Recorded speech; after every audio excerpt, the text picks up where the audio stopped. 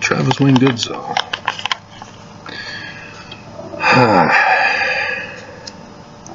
3 videos. What should I do first? Let's do the life reset one. When I got out of my incarceration without conviction, without a guilty plea, just locked up for the sake of being locked up, to be removed from society, to no longer be a disturber of the church's kingdom. And all I did was decipher Paleo-Hebrew. I received compensation for the 6 years. Oh, 6 years, 6 months. Interesting. Seeing another pattern here. Years, now months. That had to do with the dream that I had while I was incarcerated. But, they weren't the numbers, though. It was 77 and 88. Interesting. Not 66. And I therefore went looking for a place to live with that money that I was now going to receive on a regular basis, plus the amount that I received. I thought that I would be able to restore my life, and had found an apartment, viewed it, and then they said that I required to have a money order, I think it was. 2 money orders, deposit and first month's rent, I think. And I had to get it to the office. And so that made things complicated, as I then had to contact some people, and when I got to their offices, there was a young family just right there in front of me who got the apartment before I did. Just happened to be the people who got it. So I lost out on the apartment.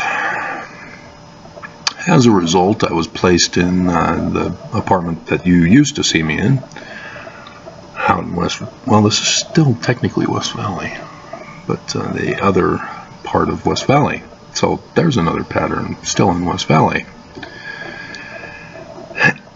The Valley of the Dead. Valley of the Kings, which is in Scripture. But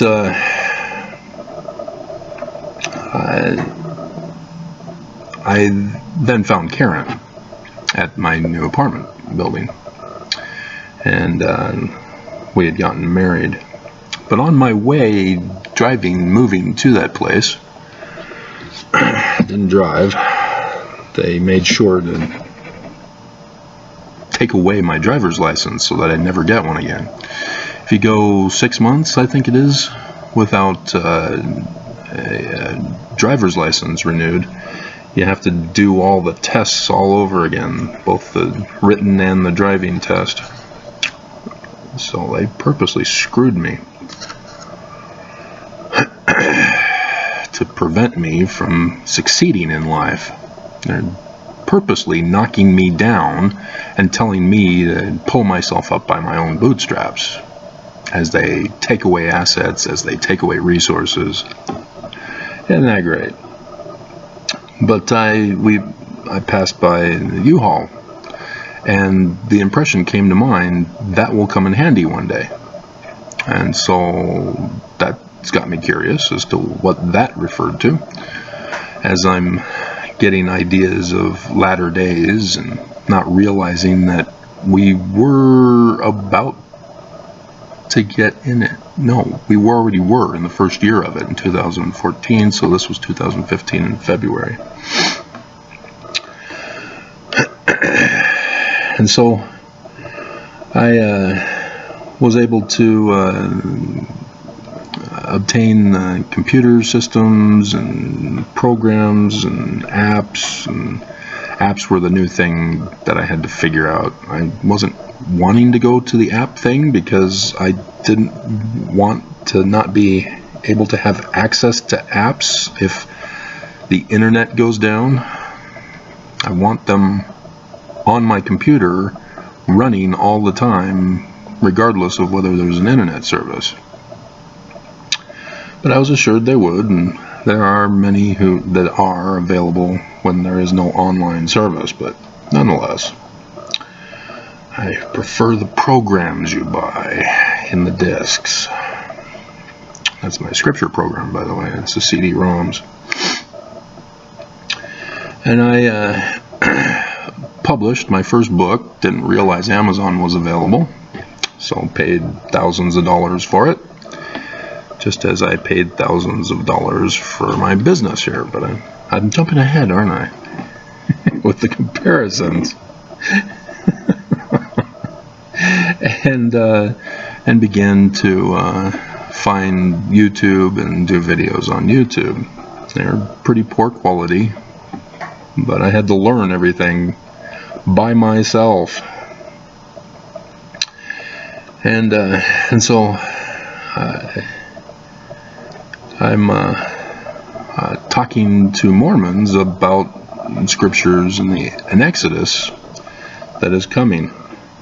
And that was my #1 video, 40,000 views in July, when I realized we were in the latter days, that it is upon us at that point. And so the comparable is I get evicted, I'm incarcerated in this place. This is an incarceration of sorts, but it's different. I am able to do other things parallel to the previous condition that was 8 years ago. Yeah, it's 22, so 8 years ago. I was able to get back money and was looking for an apartment and missed it. And it was a different scenario of missing it this time, as the eviction was their concern, because the counterclaim has not been resolved yet, which if it was just the eviction, yeah, I would have been rejected. They know this. And they tried to convince me through the hearing that, oh, well, if you look for an apartment now, you'll be able to, or if you leave now, you can just wait until after the 30 days and it'll be expunged from the record that you were evicted. You can just say that you left.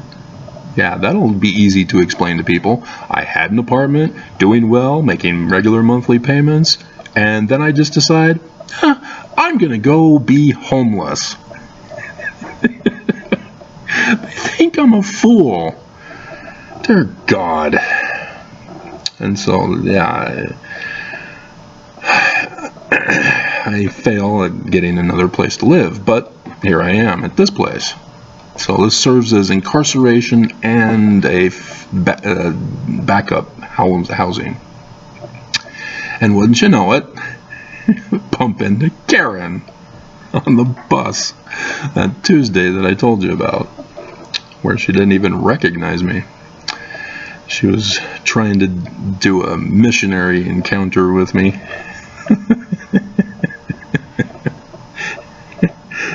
Do you know anybody from the Mormon church?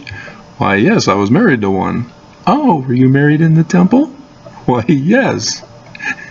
Salt Lake Temple, room number 13, on the 1st of October, 2015. Hilarious. But then I found out there's U-Hauls available nearby. And so here I am, still doing YouTube videos. I started up the business. I got my license now. There's other licensing that I'm having to deal with, but I'm putting it on hold at the moment because of situations that are... And I'm warning you about the church. I'm warning you about an Exodus coming and all that stuff. Today, even, there's a sign in the heavens going on today and into tomorrow that we're testing to see if there's going to be an event on earth from Revelation of the Joseph Smith translation, chapter 12, verse 1, signs in the heaven and the likeness of things on the earth. That's Jewish mysticism, and Mormons are afraid of it. They don't want to believe in astrology, as they call it. It's not astrology, it's not witchcraft, it's Jewish mysticism. It's completely and utterly different. Nobody wants to know the truth, and so they refuse to understand things. It's like the homeless. We don't want to understand your condition. We're just going to accuse you of being scary and tell the cops to run you down in the streets or lock you up in prison for being homeless. But I get sidetracked. And so yeah, same parallels. It's very freaky weird. Almost as if it's prophesied in some scripture somewhere, as dualism is a common prophetic thing. But this one, it's weirder. So yeah, there's been a lot of prophecies in my life that have been dualisms, many of them. Even the 86 dream, where I thought it was fulfilled with Stephanie, and then Karen comes along and it gets fulfilled again, as I'm realizing, hey, wait a minute, we've got a bishop acting as a witch, that which falsely accused is revealing themselves to be. But yeah, bishops in both cases, both wives were involved in destroying the family unit, pushing the family proclamation.